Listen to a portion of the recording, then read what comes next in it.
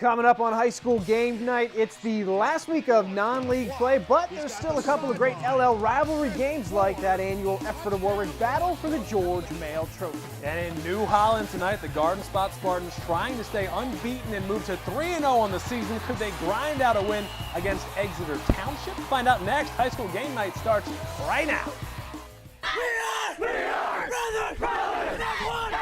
We fight.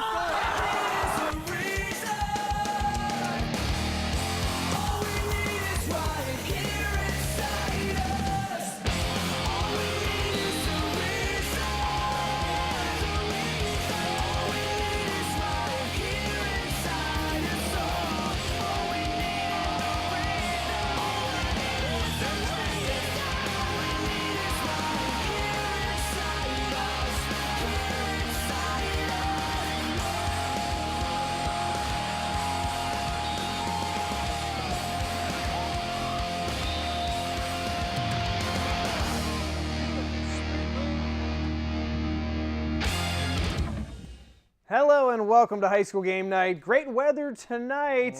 I'm Chad Landis. And I'm Bryan Kast. Long as it doesn't rain, I am a happy camper. Right? Lots of highlights to show you guys tonight, but we will start with one of the only teams of our local ones still undefeated. That is the Garden Spot Spartans. Yeah, one of your favorites. It's been the Mitch Martin show so far, the senior QB with touchdown passes of 80 and 99 yards last week. So he's been slinging the rock around all of those really good receivers. Right. I'm officially on the bandwagon. Mitch has been fearlessly throwing that ball downfield. And with a win tonight, the Spot would return to Section 2 play next week with a lot of momentum. And, of course, that perfect record. There's a shot here. Mitch warming his arm up. Spartans hosting Exeter Township. The Spot's defense fired up to start the game. Check out Brock Kaufman and Jake Reel combined to stuff the ball carrier. Reel's fired up, and they will get the ball back to their offense.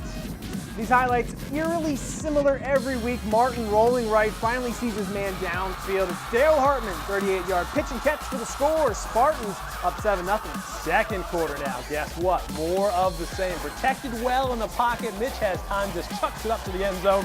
Let Zach Reed rise up and go get it. Good for 7 more. Spot up 14-zip. And why stop there? Next drive for Garden Spot. Martin so calm in the pocket, throws a perfect ball out to Hartman again. They make everything look effortless. Martin continues to rack up gaudy pass numbers, and the Spot continues to rack up those wins. They hang on, though, for a 28-26 win over Exeter Township. I'm still on the bandwagon. I know you are. Yeah. You really like them. Our next game, though, featuring the Manheim Central Barons. A heartbreaking loss to Hempfield last week. So there's a lot of motivation for a great performance out of them this week against Cedar Crest. Correct. Falcons coming in 1-1 as well. Win over Lebanon in the Cedar Bowl week 1, then a loss to Lower Dauphin last week. Central's new running backs have gotten a lot of attention early on, but how about one of their new receivers? It's Tucker Ford. Tony Stafiri finds him out in the flat, and Tucker does the rest. Cuts it back inside, makes a couple guys miss. He'll be running for a while, finally pushed out after a 49-yard scamper, but the drive stalls, no scoring in the first quarter. In the second, the big fella, Justin Moreno, just giving a rock, rumbling down the sideline. Trusting Cedar Crest not too eager to tackle him. He's pushed out at the 1-yard line, so you gotta reward the big guy. He gets another carry from the 1. He plunges in, Barron's up 7-0. And a little later, Tony Stafiri says, hey, my turn to run the ball. Nice fake here. QB keeper to the left side. 15 yards to Pater. It is 14-0 Central. But once they get going, there is no stopping them. Stafiri drops back here, pump fakes, but he decides to keep it himself again. Evading tacklers at will. A 46-yard scamper for another TD. Great night for Stafiri and the offense. They rebound in a big way tonight with a win, 42-3. Big win there. We're just getting started. Coming up, the storied rivalry between Ephrata and Warwick meeting for the 85th time.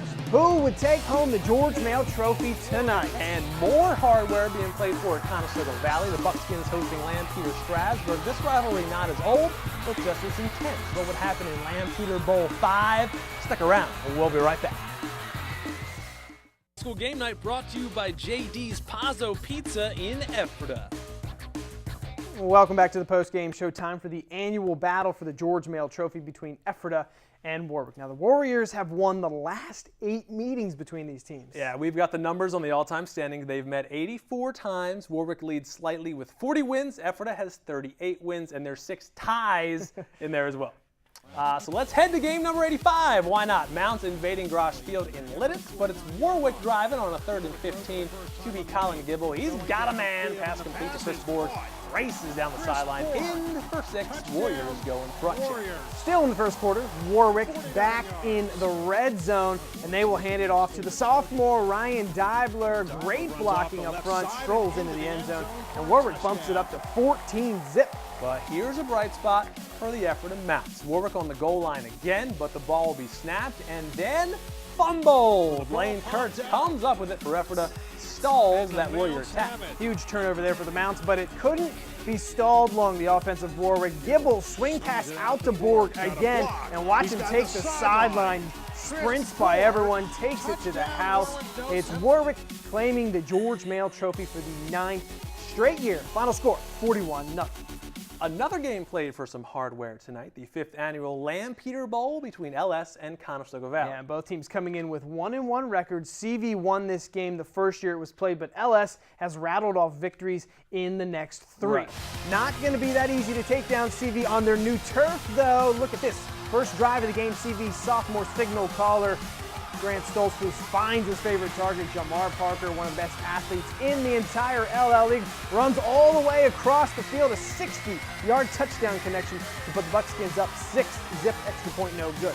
LS, though, they've got a star at QB as well. Colin Bear Shank finds Jason Sindorf over the middle, bolts for the pylon, dives, and he is in. LS takes the 14-6 lead. But hey, the Buckskins battle a 95-yard drive capped off by a Stoltzfus pass into the end zone for a wide open Darian Whitfield. 14-yard Buckskins up 19-14. A good old-fashioned shootout here, folks. Back and forth, both teams going deep into the playbook, and the halfback pass used by the Pioneers. Ross Souders, nice arm, finds Sindorf, 34-yard TD. LS wins Lampeter Bowl 5, but just barely. Final score, 30-25.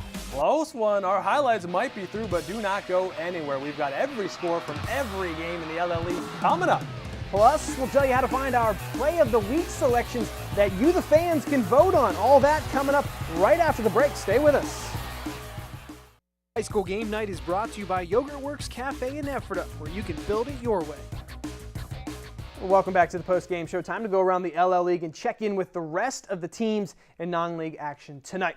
Another big game for the Penn Manor Comets, and they do not disappoint, taking down Dallastown 35-3. Big win. Solanco starting off the season 2-0, a surprise there, feeling good, but Westchester Henderson puts an end to that. They win it 35-0. And Ochad, 1 week after my McCaskey Red Tornadoes snapped their 14-game losing streak, the new streak begins. They get dominated by Reading High 47-20. A little too much partying there. I guess so. Another Lebanon County showdown for the Cedars. Lebanon wins this one as well, 35-14. Yeah, hey, speaking of alma maters, a huge showdown in Harrisburg tonight. The Wilson Bulldogs at Central Dauphin. My Rams can't protect home field, though. They lose a close one there, 14-12. Another good matchup, Manheim Township at Governor Mifflin. Mustangs, they're for real this season. They win it 22-13. One of the best quad A teams in the state, Governor Mifflin. I know you're high on Enfield them. keeps their undefeated season going. They handle Central York 22-7, and finally getting their first win of the season. That is the Lancashire Catholic Crusaders all over Littlestown, 49-19. Hard to believe it took 3 weeks for Yeah. that. More non-league action for Elizabethtown